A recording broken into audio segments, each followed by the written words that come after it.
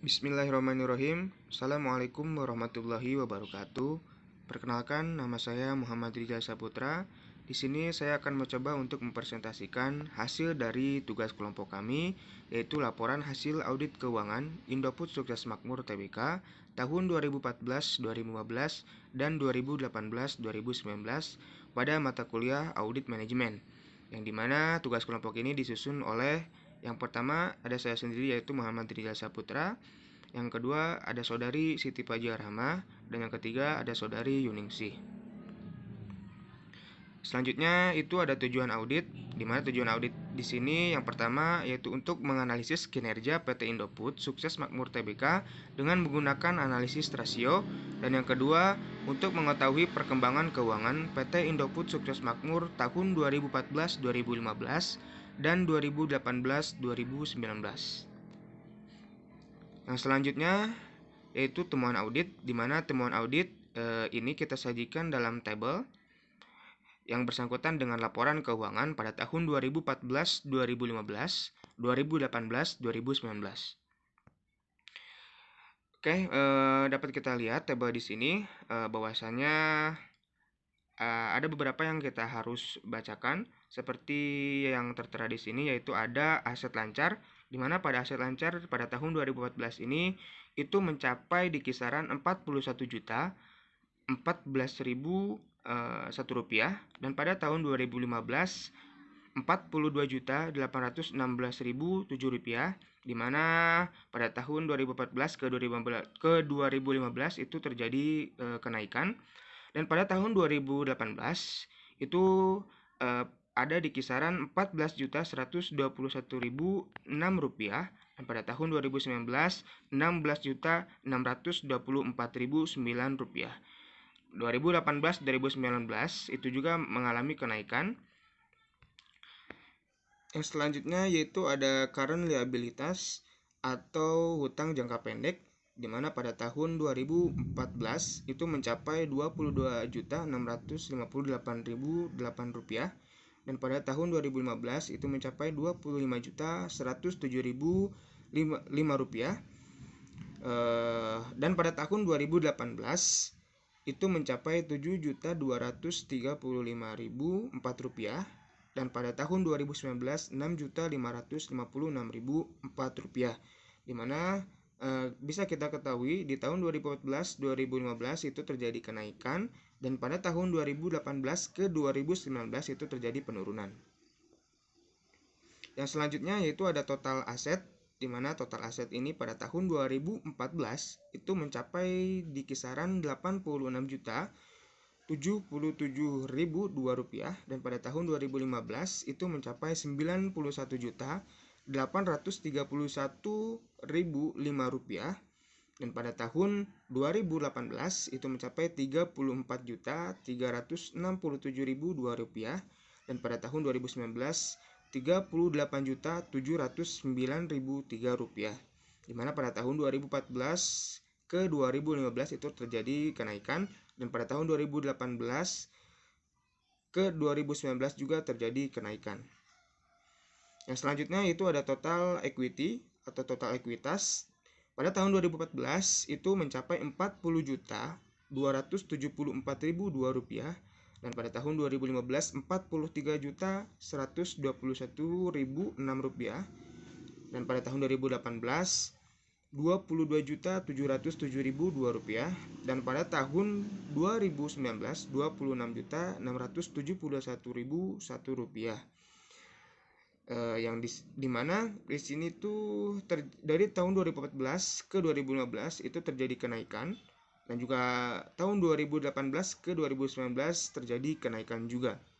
Selanjutnya yaitu total liabilities atau total hutang. Pada tahun 2014 mencapai pada kisaran 45.803.000 rupiah, dan pada tahun 2015 48.709.009 rupiah, pada tahun 2018 11.660.000 rupiah, dan pada tahun 2019 12.038.002 rupiah. di mana pada tahun 2014 ke 2015 itu terjadi kenaikan juga, dan juga pada tahun 2018 ke 2019 itu terjadi kenaikan juga pada total liabilities. Selanjutnya ini berdasarkan penghitungan atau penghitungan rasio. Yang pertama itu berdasarkan rasio likuiditas. A. Ada rasio lancar atau current ratio. Current ratio itu aktiva lancar dibagi dengan utang lancar. Diperoleh hasil pada tahun 2014 itu 1,81, 2015 1,71, 2018 1,95, 2019 2,54. Yang selanjutnya atau B itu ada rasio cepat atau quick ratio, di mana quick ratio ini diperoleh dari current asset dikurangi inventory dibagi current liabilities atau current liabilities, diperoleh hasil pada tahun 2014 1,4, pada tahun 2015 1,4, pada tahun 2018 1,4, pada tahun 2019 1,9. Yang C, rasio cash atau cash ratio diperoleh dari cash ditambah bank dibagi current liabilities, di mana diperoleh hasil pada tahun 2014 0,62 atau 62%, pada tahun 2015 0,52 atau bisa disebut 52%, pada tahun 2018 0,70 atau 70%, pada tahun 2019 1,30 atau 1,30%.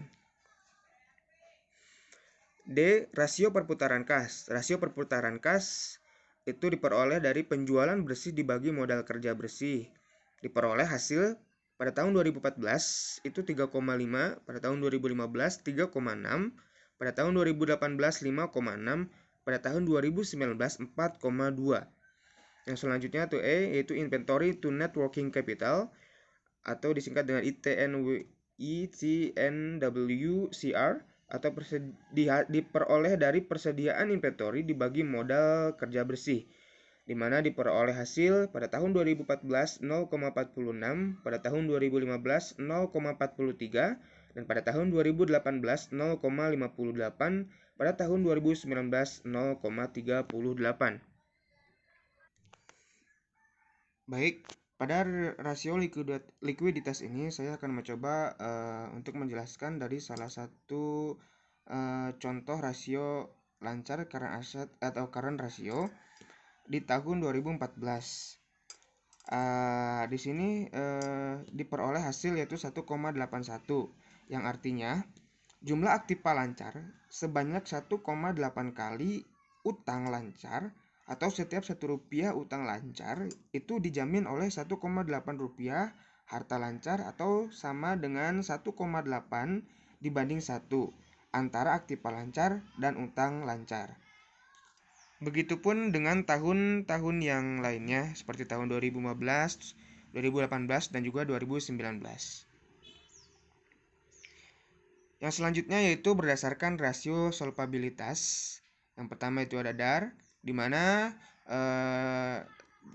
hasil daripada DAR itu didapatkan dari total debt dibagi dengan total aset.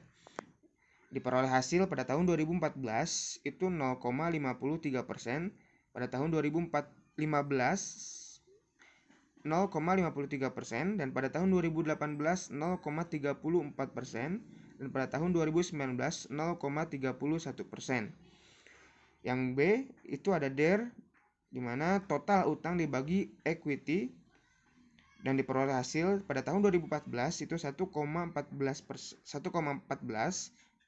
dan pada tahun 2015 itu 1,13, dan pada tahun 2018 0,51, dan pada tahun 2019 0,45. C yaitu long term debt to equity ratio atau disingkat dengan LTDTER. Long term debt itu diperoleh dari long term debt dibagi equity, dan diperoleh hasil pada tahun 2014 0,42, dan pada tahun 2015 3,91, dan pada tahun 2018 0,20, dan pada tahun 2019 0,21. Saya akan mencoba menjelaskan dari salah satu contoh perhitungan DAR, yaitu total debt dibagi dengan total aset, di mana diperoleh pada tahun 2014 0,53%. Saya akan mengambil pada tahun 2014. Rasio ini menunjukkan bahwa 53% pendanaan perusahaan itu dibiayai dengan utang pada tahun 2013, yaitu pada tahun sebelumnya. Artinya bahwa setiap Rp 1 rupiah atau Rp100 pendanaan perusahaan, maka Rp 53 rupiah itu dibiayai dengan utang dan Rp 47 rupiah itu dibiayai oleh pemegang saham. Begitupun dengan tahun yang selanjutnya. Perlu kita ketahui juga di rasio solvabilitas ini bahwasanya semakin kecil rasio solvabilitas semakin baik.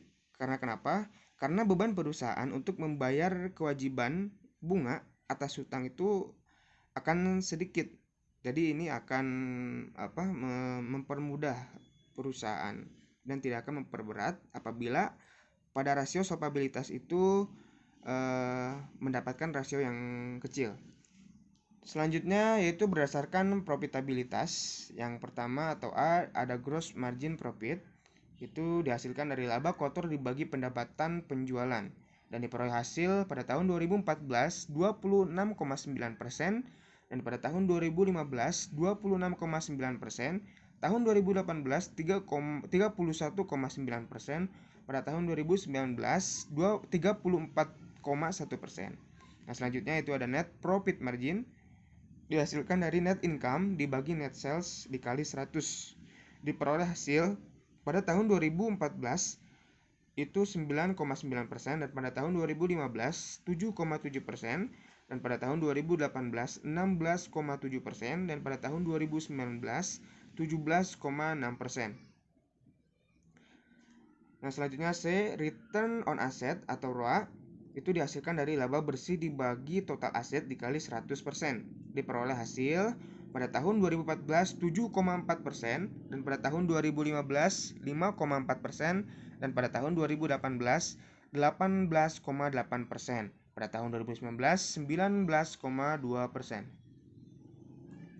Sehingga di sini dapat ditarik kesimpulan bahwasanya tujuan dari analisis keuangan adalah untuk memberikan informasi yang lebih luas, mencari informasi yang lebih dalam lagi, dan terutama untuk melihat kinerja dari suatu perusahaan. Menurut Sofian pada tahun 2002. Seperti yang telah kita ketahui bersama, analisis laporan keuangan sangat penting untuk untuk membedakan dan memudahkan pembaca analisis tersebut dalam melihat kinerja dari suatu perusahaan. Kali ini penulis memilih untuk menganalisis laporan keuangan dari PT Indofood Sukses Makmur Tbk. Makmur Tbk adalah perusahaan yang bergerak di bidang produksi dan pengolahan bahan baku menjadi barang yang siap dikonsumsi oleh masyarakat. Oleh sebab itu, PT Indofood Sukses Makmur Tbk adalah perusahaan yang potensial untuk dianalisis laporan keuangannya. Secara laporan posisi keuangan PT Indofood Sukses Makmur Tbk tergambar bahwa terjadi peningkatan total aset sebesar 6,69% dari tahun 2014 ke tahun 2015. Peningkatan tersebut dikarenakan meningkatnya total aset lancar dan tidak lancar sebesar 4,40% dan 8,87% dan 8,87%. Tetapi dalam analisis profitabilitas, semua rasio profitabilitas menurun pada tahun 2015. Di tahun 2018, produk domestik bruto atau PDB Indonesia tumbuh sebesar 5,17%, terutama didorong oleh belanja pemerintah untuk berbagai program pembangunan infrastruktur. Sedangkan tingkat inflasi tetap rendah dan masih dalam rentang target pemerintah, yaitu sebesar 3,13%. Konsumsi rumah tangga di dalam negeri tumbuh sebesar 5,05%, lebih tinggi dibandingkan 4,95% di tahun sebelumnya. Meskipun demikian, volume penjualan makanan dan minuman dalam kemasan yang umumnya mengambil porsi terbesar dari total belanja konsumen relatif stabil. Hal ini dipengaruhi oleh pergeseran gaya hidup masyarakat berpenghasilan menengah ke atas yang lebih mengutamakan pengeluaran untuk kegiatan leisure. Tingkat persaingan yang semakin ketat tidak menghalangi ICBP untuk mencapai target penjualan dan laba usahanya di tahun 2018. Penjualan konsolidasi neto perseroan tumbuh 7,9% menjadi Rp 38,41 triliun. Sementara laba usaha meningkat 23,5% mencapai 6,45 triliun. Core profit naik 5,6% menjadi 4,22 triliun dibandingkan 3,99 triliun di tahun sebelumnya. Di akhir tahun 2018, perseroan mampu mempertahankan posisi neraca yang kuat dan rasio net gearing negatif. Seiring kenaikan penjualan, laba bruto dan laba usaha atau EBIT meningkat 10,9% menjadi 12,27 triliun di tahun 2018 dari 6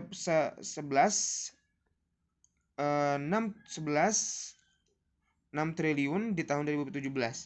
Margin laba bruto naik menjadi 31,9% di tahun 2018 dari 31,1% di tahun sebelumnya. Perseroan membukukan penghasilan komprehensif lain sebesar Rp 548,1 miliar di tahun 2018 dibandingkan dengan rugi komprehensif lain sebesar 12 miliar di tahun 2017. Perbedaan tersebut terutama muncul sebagai akibat laba pengukuran kembali atas liabilitas, imbalan kerja karyawan, dan laba yang belum terrealisasi dari aset keuangan tersedia untuk dijual. Sehingga total laba komprehensif tahun berjalan mencapai 5,21 triliun, naik 47,5% dari 3,53 triliun di tahun sebelumnya. Pada tahun 2019, ICBP berhasil kembali meraih pertumbuhan yang positif dan mencatatkan secara positif di tengah peningkatnya ketegangan perdagangan dan ketidakpastian geopolitik yang terus menekan pertumbuhan ekonomi dunia. Dengan strategi yang handal, ICBP mampu mencapai target kinerja dari tahun ke tahun, termasuk rekor kinerja penjualan di tahun 2019 yang tumbuh sebesar 10,1% mencapai 42,30 triliun. Laba usaha dan core profit yang meningkat, masing-masing sebesar 14,8% dan 22,4% mencapai 7,40 triliun dan 5,16 triliun.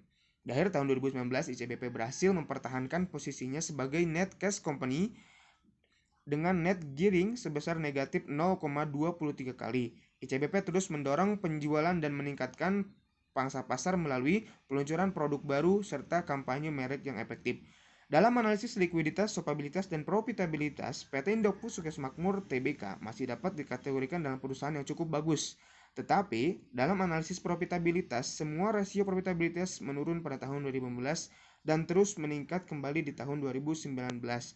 Tentu ini akan membuat PT Indofood Sukses Makmur dapat menghasilkan profit bagi para investor. Dan kemudian untuk analisis likuiditas dan solvabilitas, PT Indofood Sukses Makmur cukup liquid dan membayar hutang jangka pendeknya dan dapat jika dilikuidasi masih dapat membayar semua hutang-hutangnya. Secara umum, analisis rasio PT Indofood Sukses Makmur adalah perusahaan yang rekomend bagi yang mau berinvestasi. Mungkin cukup sekian presentasi yang bisa saya sampaikan mewakili dari anggota kelompok saya di tugas manajemen audit ini. Kurang lebihnya saya mohon maaf. Saya ucapkan terima kasih. Assalamualaikum warahmatullahi wabarakatuh.